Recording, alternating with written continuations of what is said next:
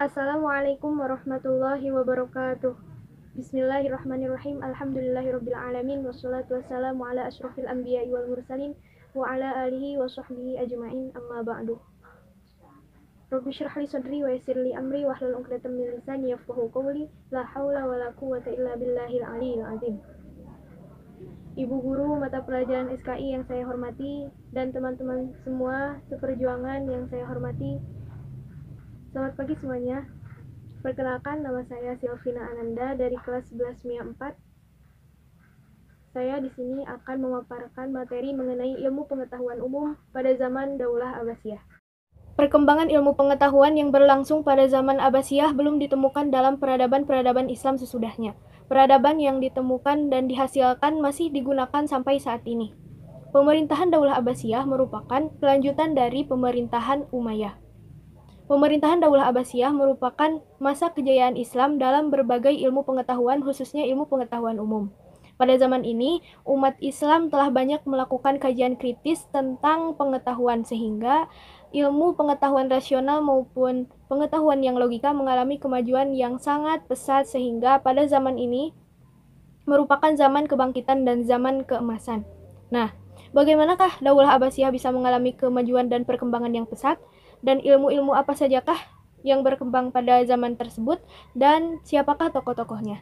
Nah, di sini saya akan menjelaskan ilmu pengetahuan umum beserta tokoh dan ilmu-ilmunya.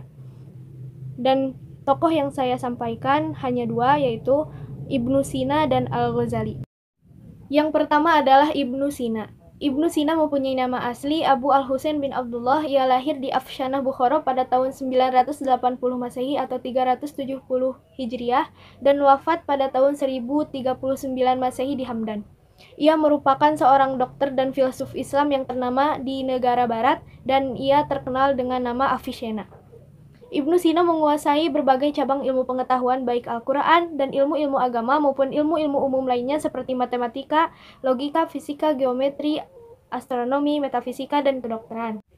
Ia berprofesi di bidang kedokteran sejak usia 17 tahun.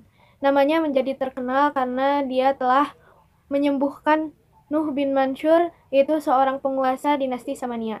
Di bidang pemerintahan, ia pernah menjabat sebagai menteri pada masa dinasti Handani. Nama besar Ibnu Sina semakin berkibar dengan gelar yang diperolehnya. Di bidang filsafat ia diperoleh gelar Asy-Syaikh Ar-Rais, guru para raja, dan di bidang kedokteran ia digelari pangeran para dokter. Ibnu Sina menyusun lebih dari 200 karya tulis dan kebanyakan tulisan itu menggunakan bahasa Arab dan bahasa Persia. Buku-bukunya yang terkenal antara lain yang pertama Asy-Syifa. Asy-Syifa ini terkenal dengan The Book of Healing. The Book of Healing ini tata cara pengobatan dan obatnya. Yang kedua adalah Al-Qanun fi Tibb, peraturan-peraturan dalam kedokteran, yang sering disebut dengan The Canon of Medicine. Yang ketiga adalah Al-Isyarat wa At-Tanbihah, isyarat dan penjelasan. Yang keempat adalah Mantiq al-Masyriqiyin, yaitu logika timur. Salah satu pemikiran filsafatnya yang terkenal dari Ibnu Sina ini adalah an-nafs, yaitu jiwa. Menurut Ibnu Sina, jiwa itu terbagi menjadi 3. Ada jiwa tumbuhan, jiwa binatang, dan jiwa manusia. Jiwa tumbuhan memiliki 3 kekuatan, yaitu kekuatan makan, kekuatan tumbuh, dan kekuatan berkembang biak. Jiwa binatang mempunyai 2 kekuatan, yaitu kekuatan bergerak dan kekuatan untuk menangkap. Adapun manusia hanya memiliki 1 kekuatan, yaitu kekuatan untuk berpikir yang disebut dengan akal. Dalam ilmu kedokteran, Ibnu Sina mencatat anatomi tubuh secara keseluruhan.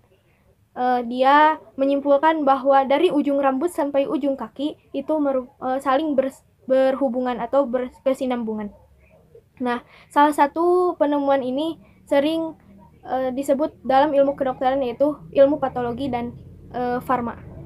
Di bidang astronomi, Ibnu Sina juga memberikan pemikiran. Ia menjelaskan dalam buku Asy-Syifa bahwa bintang-bintang yang tidak bergerak tidak berada dalam satu globe. Selain itu, Ibnu Sina membuat banyak kaidah tentang pembentukan gunung-gunung, pembentukan barang-barang tambang, dan fenomena atmosfer. Di bidang sastra, ia menulis beberapa puisi dan syair. Puisinya diantaranya ada Al-Qasidah Al-Muzdiyah dan Al-Qasidah Al-Ainiyah. Nah, syair-syair yang ia tulis yaitu Hai Ibnu Yaqzan, Risalah Al-Thair, Risalah Fisir Al-Qadar, dan Tashil As-Sa'dah. Mungkin itu yang bisa disampaikan mengenai Ibnu Sina. Selanjutnya tokoh yang kedua adalah Al-Ghazali. Al-Ghazali mempunyai nama lengkap Abu Hamid Muhammad bin Muhammad At-Tusi Al-Ghazali. Ia lahir di kota Ghazalah, sebuah kota kecil di dekat Tus, Provinsi Khurasan, Persia atau Iran, pada tahun 1058 Masehi atau 450 Hijriah, dan meninggal pada tahun 1111 Masehi, tepatnya tanggal 14 Jumadil Akhir. Al-Ghazali adalah seorang pemikir teolog, filsuf, dan sufi termasyhur sepanjang sejarah Islam. Di dunia barat Islam, ia dikenal dengan nama Al-Ghazal. Selain itu, ia dikenal dengan sebutan Hujjatul Islam atau penghias agama. Terus ada Al-Fiqih Asy-Syafi'i dan Bahrun Mugrik. Ia juga dijuluki dengan The Spinner, artinya pemintal atau penenun. Nah, Al-Ghazali ini hidup pada zaman dinasti Abbasiyah II. Ia terlahir di tengah-tengah keluarga yang religius dan sederhana. Sejak kecil, ia sudah belajar Al-Quran dengan ayahnya. Dan Al-Ghazali ini mempunyai saudara laki-laki yang bernama Abu Al-Futuh Ahmad At-Tusi Al-Ghazali yang dikenal dengan julukan Majduddin. Ayahnya mempunyai cita-cita agar mereka menjadi ulama besar. Tetapi sayang, ajalnya tidak memberi kesempatan untuk menyaksikan segala keinginannya. Sehingga ketika sudah merasa ajalnya tiba, dia sempat berwasiat kepada seorang ahli sufi yang bernama Ahmad bin Muhammad Ar-Razaqani At-Tusi dari Tus. Mereka akhirnya diasuh oleh Ahmad bin Muhammad dengan pembekalan warisan yang sedikit. Setelah beberapa lama, Ahmad bin Muhammad ini tidak sanggup menjaga mereka karena dengan ekonominya itu.